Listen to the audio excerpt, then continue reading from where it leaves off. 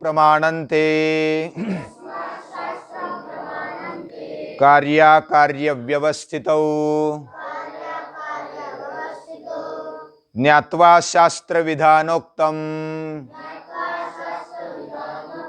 कर्म कर्तुमिहार्हसि कर्म कर्तुमिहार्हसि।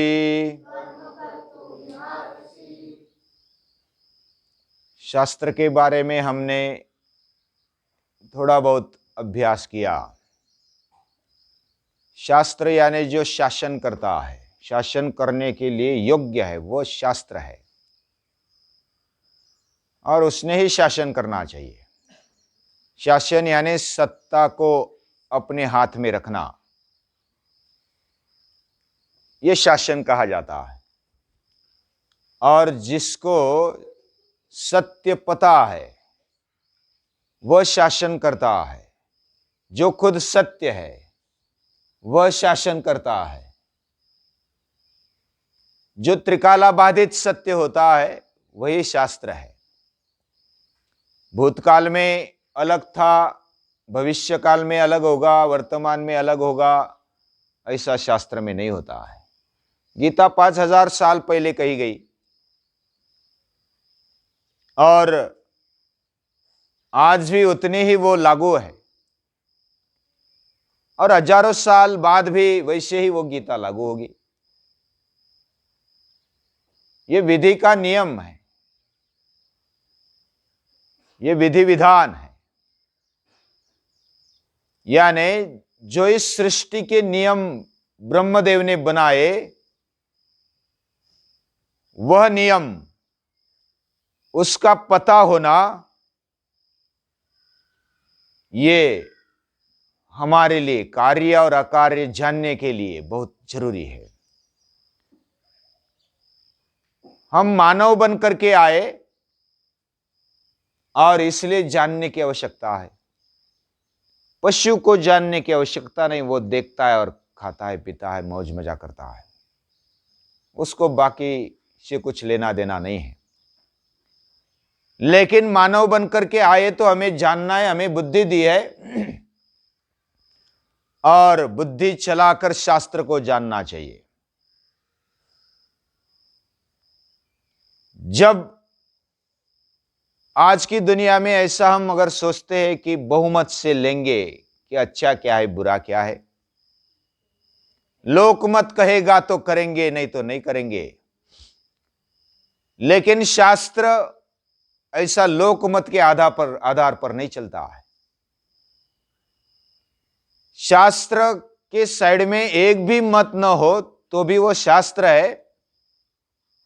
यानी सभी मत अगर विरुद्ध है शास्त्र के तो भी शास्त्र बदलता नहीं है। शास्त्र की वाहवाह करेंगे तो वो और ऊंचा हो जाएगा और निंदा करेंगे तो वो नीचा हो जाएगा, ऐसा भी नहीं है। शास्त्र शास्त्र है, उसमें कोई फेरफार नहीं होता। शास्त्र के मत में शास्त्रज्ञों का ही अभिप्राय लिया जाता है। जो शास्त्र जानते हैं उनका ही अभिप्राय सही माना जाता है। बाकी लोकमत लेंगे और शास्त्र को तय करेंगे, ऐसा नहीं होता है। हमारा जो विधान है वह भी अभी तो बहुमत पर वो विधान किया जाता है। लेकिन वैसा अगर कहा जाए तो ये दुर्भाग्य कहा जाना चाहिए कि लोकमत के आधार पर नियम बनाए जाए और वही विधान हमारे लिए लागू हो। ऐसा नहीं होना चाहिए। जो सत्य है, जो योग्य है, वो करना चाहिए। हमें हितकारी खाना चाहिए, ऋतुनुसार खाना चाहिए और मर्यादा में खाना चाहिए। ये पहले भी ये वाक्य वैसा ही लागू था, आज भी लागू है और आगे चलकर हजारों साल बाद भी वैसा ही लागू होगा। ये शास्त्र है, इसमें बहुमत लेने की आवश्यकता नहीं।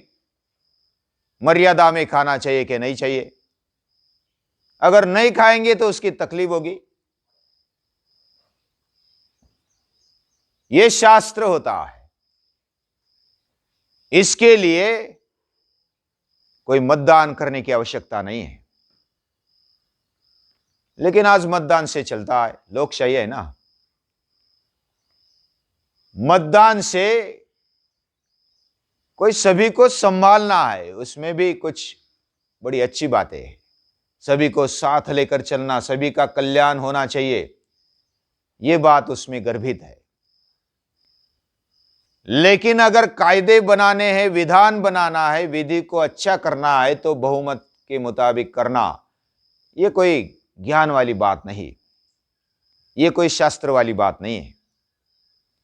इसलिए गीता कहती है तस्मात् शास्त्रम प्रमाणन्ते, इसको प्रमाण आधारभूत मानना चाहिए।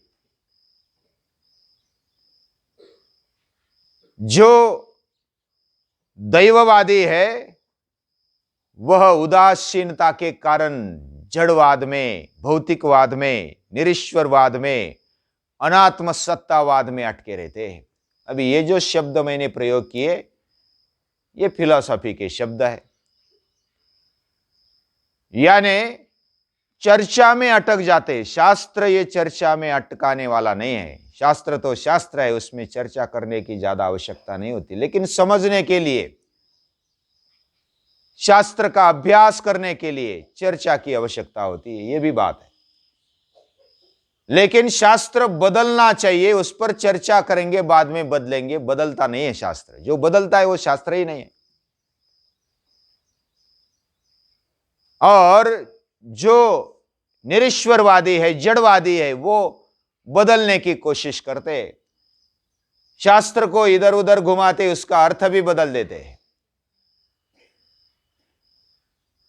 और शास्त्र ये किसी को कड़वा लगता है, किसी को अच्छा लगता है, इसमें शास्त्र का कोई दोष नहीं है। उल्टा जो पहले कड़वा लगता है, बाद में अच्छा लगता है।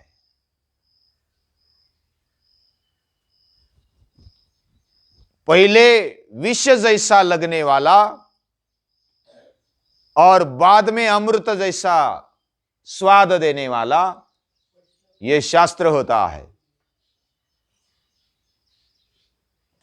यानी जो भी अच्छी बातें हैं, यानी शास्त्र वाली बातें हैं, वो पहले कड़वी लगती है। कौन सा भी औषध जो गुणकारी होता है वो कड़वा होता है, और कड़वा औषध गुणकारी होता है, ये आयुर्वेद में माना गया। और जो मीठा होता है, भले उसको शुगर कोटेड बना देते हैं, लेकिन अंदर कड़वी औषधि गुणकारी ज्यादा होती है। महामारी के लिए भी कड़वी औषधि गुणकारी होती है। वैसे पहले थोड़ा कष्ट होता है। जैसे पहले स्कूल में जाने के लिए बचपन में मां और बाप हमें आग्रह करते कि जाओ स्कूल में, जाओ केजी में, और वो अच्छा नहीं लगता है। खेलना अच्छा लगता है, स्कूल में अभ्यास करना, पढ़ाई करना, ये अच्छा नहीं लगता। फिर भी माता पिता भेजते हैं, शिक्षक भी आग्रह करते हैं।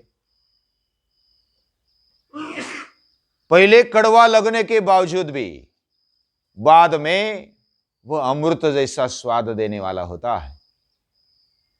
पूजनीय दादाजी ने उनका प्रसंग कहा कि मैं बचपन में पहले स्कूल में गया, शाला में गया। पहले मुझे लगता है मैं स्कूल में जाऊंगा, स्कूल में जाऊंगा, मुझे स्कूल जाना है, शाला जाना है। और जब गया तब 2-4 दिन हो गए तो कंटाला आ गया, क्योंकि उधर बैठना होता था, मुंडी नीचे करके पढ़ाई करनी पड़ती थी। एक एक एक एक, दो दो दो दो, फिर 0 बहुत बोर होने तक वो चलता था। तो पांडुरंग दादा वो तो निराश हो गए, ये क्या चल रहा है, मुझे मजा नहीं आ रहा। और दादा को बोले, यानी उनके आजोबा को, दादा को बोले कि मुझे नहीं जाना शाला, आप मुझे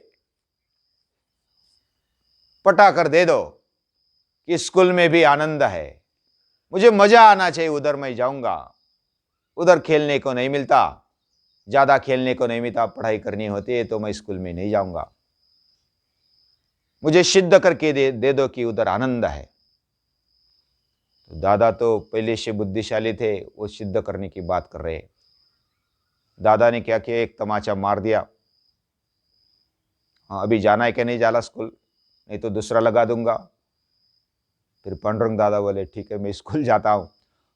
अगर उधर तमाचा नहीं मारा होता उस समय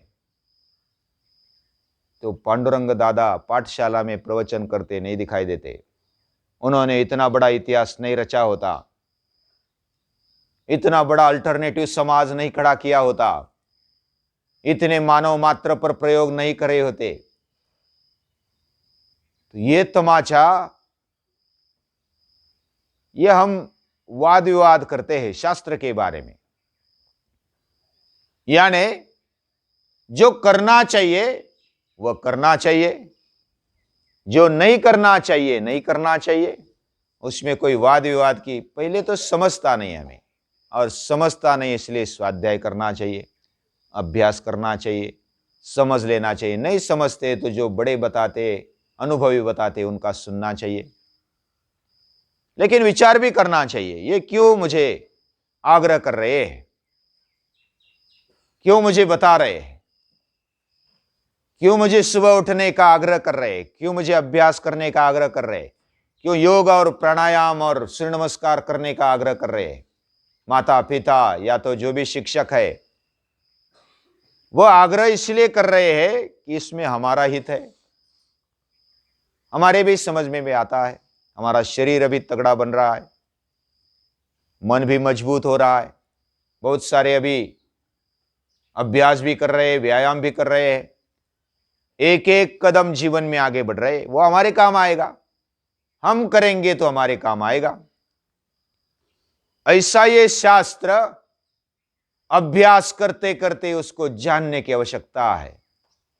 ज्ञात्वा शास्त्रम विधानोक्तम, जो विधान ने कहा हुआ, जो विधान में बताया हुआ जो शास्त्र है, वो जो जानता है वह कर्म कर तुम यहाँ हसी। उसको कर्म क्यों करना चाहिए, कर्म करने के लिए क्या क्या प्रेरणा होती है, किस लिए करना चाहिए, कार्य क्या है, अकार्य क्या है, ये आधारभूत शास्त्र होता है। उस शास्त्र को समझना, ये दैवी संपत्ति को हमारे जीवन में लाना, ये शास्त्र है।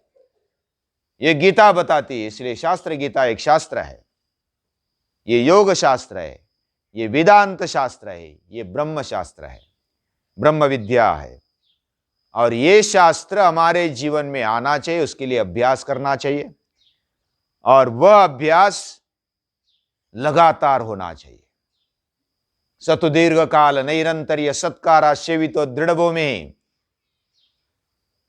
जैसा टॉप का प्लेयर, समझो कि क्रिकेट में आज का टॉप का प्लेयर कौन सा है, कौन सा है? विराट कोहली है, और कौन है? धोनी है। और जो भी टॉप के प्लेयर है, अगर ओलंपिक में देखेंगे तो मीराबाई है, वेट उठाया, वेट ऐसा ही नहीं उठा सकती, वो लगातार प्रैक्टिस की आवश्यकता होती है। कोई भी टॉप का प्लेयर लगातार मेहनत करता है, हर रोज करता है, तब ओलंपिक में पदक पाता है। ओलंपिक में केवल प्रवेश करने के लिए भी मेहनत चाहिए होती है, लगातार मेहनत चाहिए होती है। और ये जो मेहनत है ना, वही अभ्यास है। शारीरिक स्तर पर, मानसिक स्तर पर, बौद्धिक स्तर पर, आत्मिक स्तर पर अभ्यास की आवश्यकता होती है।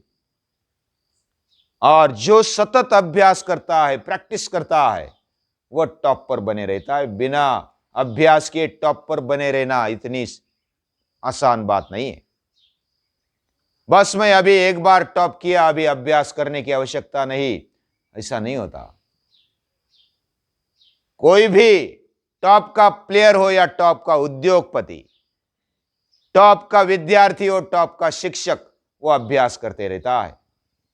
कोई भी कौन से भी क्षेत्र में प्रैक्टिस के बिना, अभ्यास के बिना शास्त्र नहीं समझ सकते, और शास्त्र समझे बिना कार्य नहीं समझता है। और इसलिए गीता जो कहती है वो शास्त्र कहती है। पुरुषोत्तम बनना है, उसके लिए अभ्यास की आवश्यकता है, और सतत स्वाध्याय होना चाहिए, अभ्यास होना चाहिए। और पुरुषोत्तम बनने के लिए और क्या क्या होना चाहिए, इस शास्त्र में और क्या क्या कहा है, कौन से कार्य होने चाहिए, ये आगे बताया इस 17वें अध्याय में। 16वें अध्याय तक हमने जो भी देखा है वह बहुत ही जल्दबाजी में देखा है, और जो भी जितना भी हम समझ सके हमारी बुद्धि उतना हम प्रामाणिकता से ग्रहण करते हैं, कर रहे हैं। भगवान हमें शक्ति दे, हमें बुद्धि दे, हमारा भाव स्थिर रख, ऐसी प्रार्थना करते हुए उसको और सभी को नमन करते हैं।